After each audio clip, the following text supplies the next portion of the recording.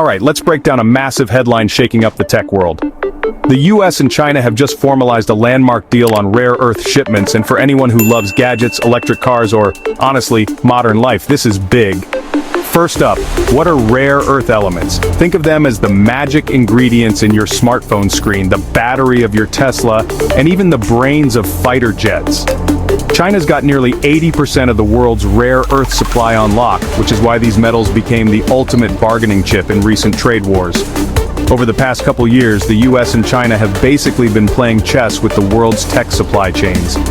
When tariffs ramped up, China hit back by suspending exports of key minerals, and suddenly, automakers, chip makers, and defense contractors everywhere started to panic. There were even talks of assembly lines shutting down. Serious stuff. So what's changed? As of June 27, 2025, both sides signed a deal. China will approve export applications for non-military US manufacturers, while the US rolls back a bunch of trade restrictions. There's even a green channel to fast-track approvals and keep shipments flowing smoothly. Now, this doesn't solve everything. Military-use rare earths are still a sticking point, and the US remains hugely dependent on Chinese supply chains. But for tech companies, this deal means less chaos, more stability, and maybe, just maybe, cheaper gadgets down the line. Analysts say the real game changer will be if other countries step up with their own rare earth production.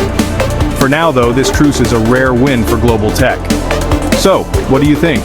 Is this the start of a new era, or just a temporary fix?